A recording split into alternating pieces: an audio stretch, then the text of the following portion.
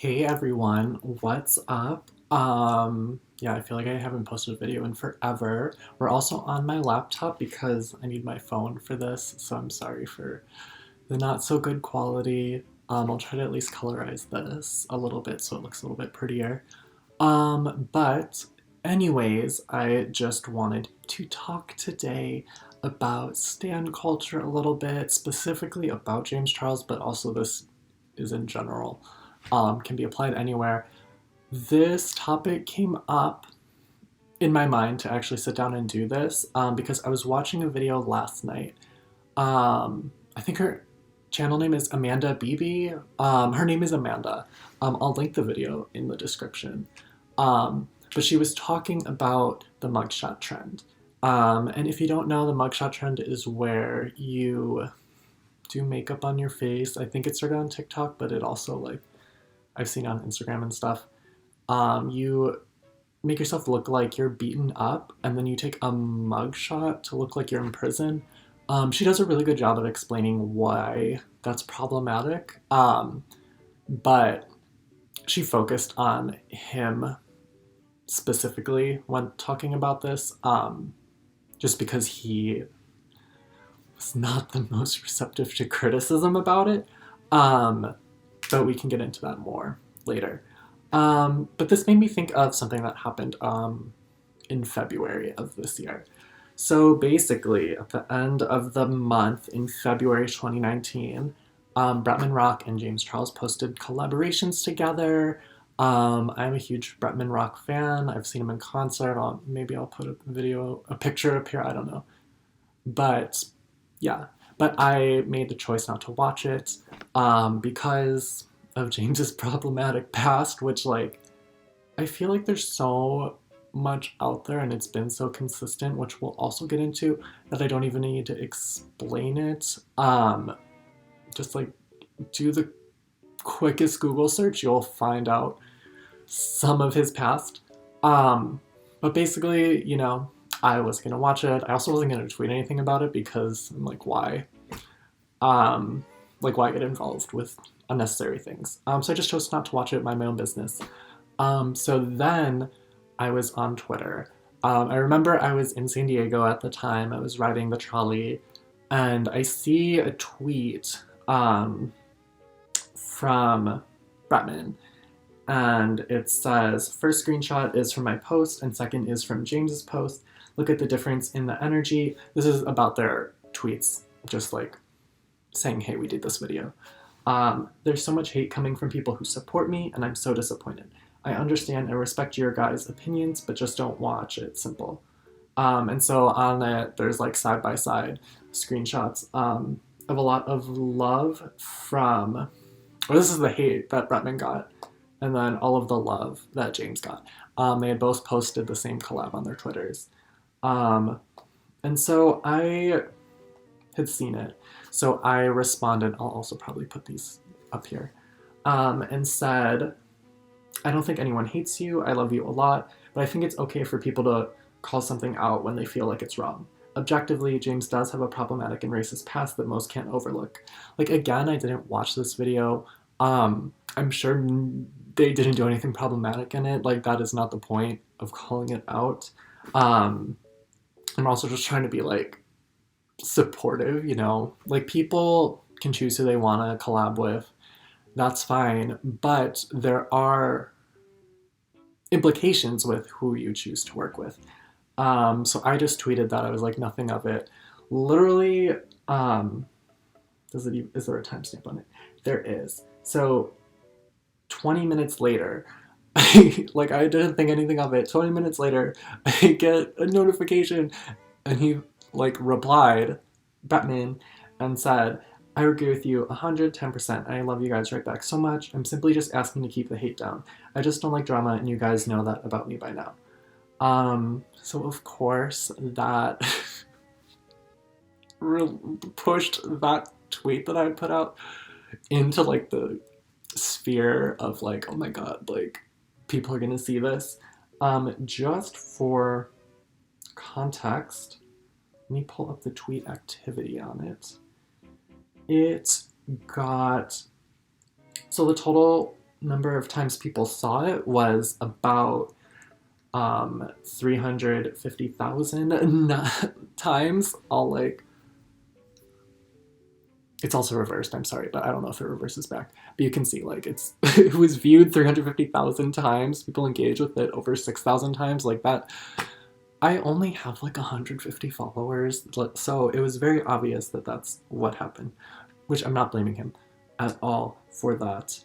But so that means with recognition comes comments. So there were people who like obviously understood what I was saying. Um, then there were the stands that did not. So that's what we're gonna dive into. Um, there were people supporting him.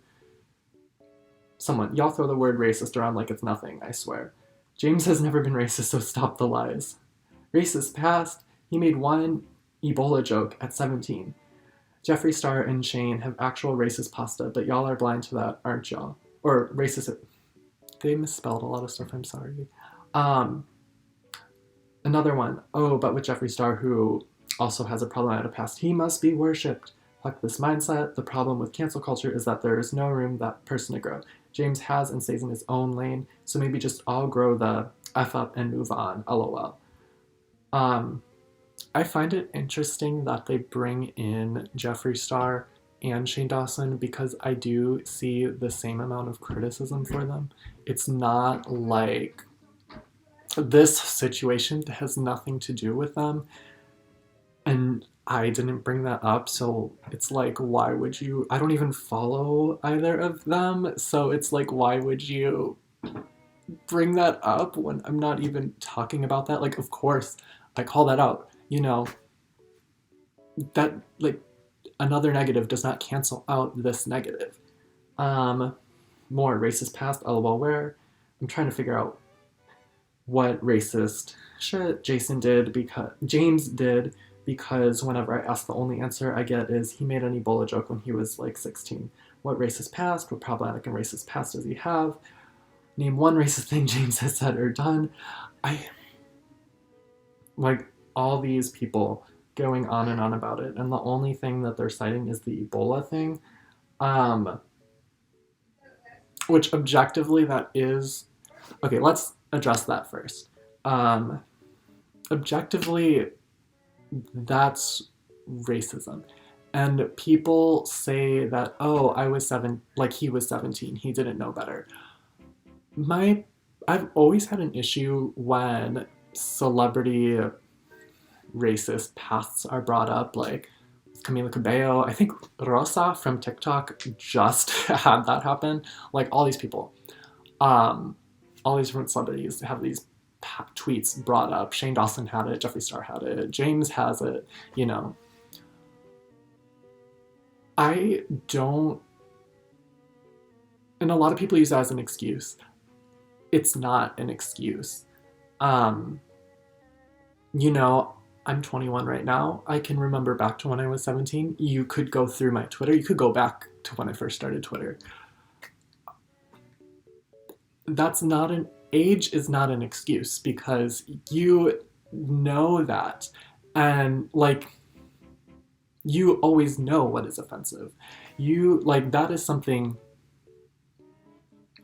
even if you don't know something, the implications beyond it, because, like, that is something I didn't know, right? That is something I learned in undergraduate at college. Like, the implications of racism, what is racism, blah, blah, blah, historical context. But even though I didn't know the meanings behind those things, I still knew, one, I didn't think of these things in the first place, but two, if I did think of these things, it's like, I know that this is going to hurt someone, and that is something, like, I feel like we're raised with, you know, especially as a gay person, that because you yourself are marginalized, so you should have firsthand knowledge and experience with knowing what it's like to be an outsider, knowing what it's like to face structural marginalization. So for you to do that, even at that age, it's unacceptable to me. I don't understand why age is ever brought in, because, you know, it's not like the like there's no racist phase of growing up. It's just you're racist. You're racist. You like part of it is being a decent human being. And for people to be able to forgive that in the past, I find that very problematic, but that's like not even like the crux of this. But looking at him specifically, but also other influencers, there are patterns of this happening, and people are like, oh no, he's changed. Oh no, he's changed. Oh, we saw Ebola. Oh no, he's changed. I vaguely remember like some sort of makeup looks that he's done in the past that like verge on the edge of cultural appropriation, and then people forgive that and they're like, oh well, he's changed. And then this latest mugshot trend, it's like the thing that Amanda said in her video was that it's especially offensive to do this because you, as a white person of privilege, or even the people, it was predominantly white people who did this, but people of color participated in the trend as well. It's problematic because the people who are doing this, by and large, come from some sort of place of privilege. If it's not a racial place of privilege, it certainly is class. And so the odds of you ever being in the situation where you would receive a mugshot, where you would be beaten up, where you would go into the prison industrial complex is so astronomically low that it just leaves such a bad taste in my mouth. And it's normalizing hate towards marginalized people. But back to the tweets. I think a lot of people find it easy to criticize influencers, which, you know, it makes sense. It's they're the source of this. This isn't just a James exclusive thing. Like, there are a lot of problematic influencers. But we don't really ever see criticism of the fans of these influencers, and we don't hold the fans accountable. It's always a conversation about this influencer needs to do better.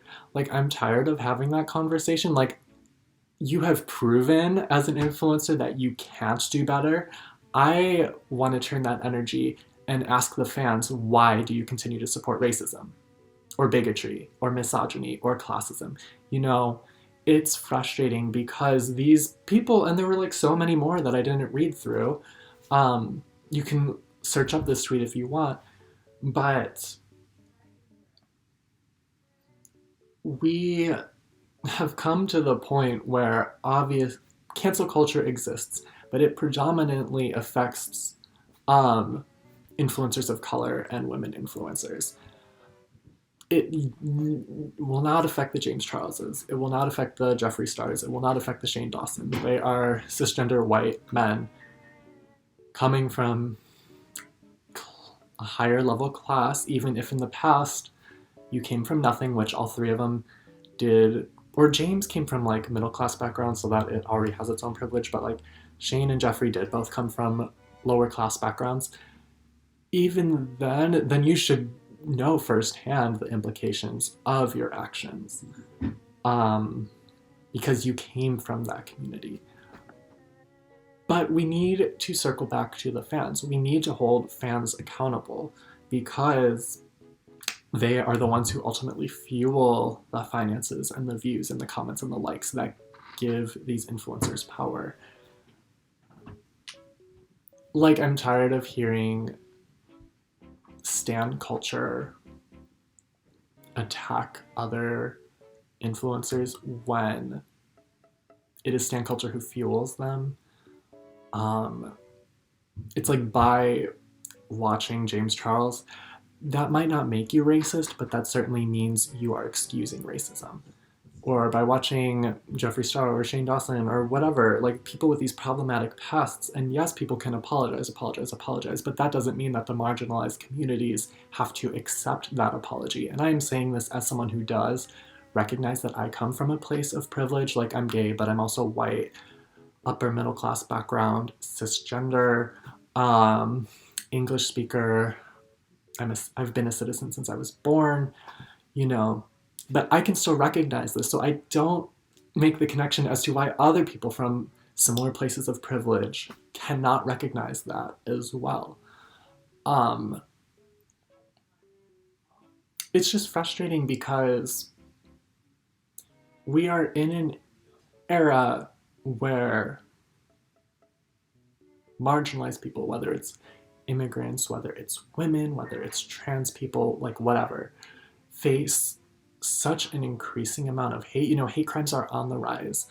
And while of course, there's no direct links to influencers doing that, this is a much broader structural issue. But I don't understand why the average follower can't open your eyes for 30 seconds and look around and see the state of the world. Like, it's very disappointing and it's kind of frightening to see that.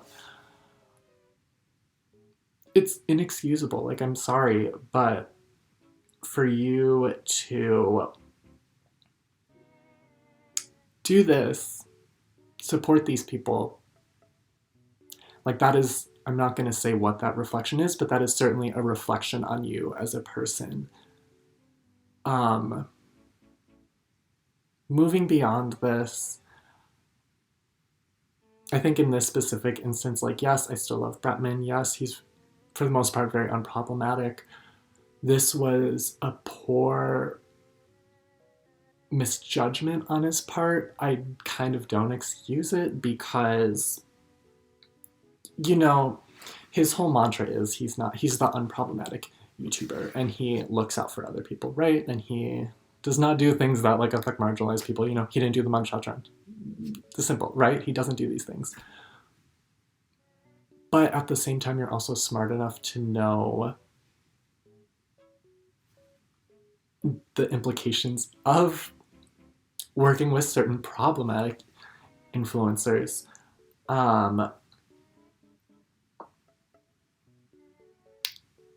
You know, I would hope that this would serve as a lesson, but at the same time, it's like he has worked with Nikita Dragon, who also has a problematic past. But this is more than just the situation. This is a trend that we see in influencer social media culture of people, even if they have the best intentions, still not taking the time to really reflect on what their decision could make before they make the decision. You know, like, no fault to Bretman, but he didn't apologize to anyone who was offended by him working with James. And there is, like, I don't think that, like, I don't feel bad for him for having received so much hate for that collaboration from his fans, because his fans know that he holds himself to this high standard. And so this is them trying to say, hey, you're not doing what you set out to do, which is provide a safe space that accepts everyone. Yeah, I don't know. And he hasn't done anything since like this. I would hope that he would have learned from this. But again, I don't know. As for the stan culture abroad, I don't know any solutions to this. I don't recommend you, like, comment on every single person's, because that's like stan person who's like, oh my god, I support James, I support whoever, blah blah blah, and be like, no, why do you do this? Because that, like, doesn't get anywhere. But for those of you who are passive follower, quote unquote passive followers, meaning, yeah, you don't like the drama, you don't really get involved, but you still like the content, I would encourage you to find other forms of content. And this group of followers, I think, encompass the vast majority of viewers of these types of people. I would say that I used to be one of those viewers. I still am working on moving away from that. It is hard, you know. It's a conscious decision you have to make, and especially with the algorithm feeding you the similar content that you always like. Sorry, my computer turned off, but I think it's still recording. Yeah. Even if they make this content that you like the algorithm does feed it. So I understand that it's hard to do, but it is something that needs to be done.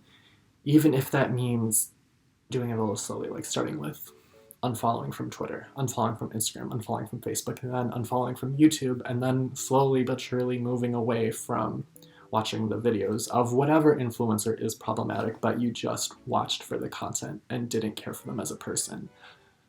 I think that takes a long time, and that takes a long time to see the effects of, but I think if people cared enough and took the time to sit down and really think about what the patterns of behavior that these influencers do, how they affect other people, specifically marginalized people, even if that isn't yourself, like having a little bit of empathy, I think that is the way to begin. Is it a complete fix? No, but it's a start, and there certainly are moral arguments in place to support that.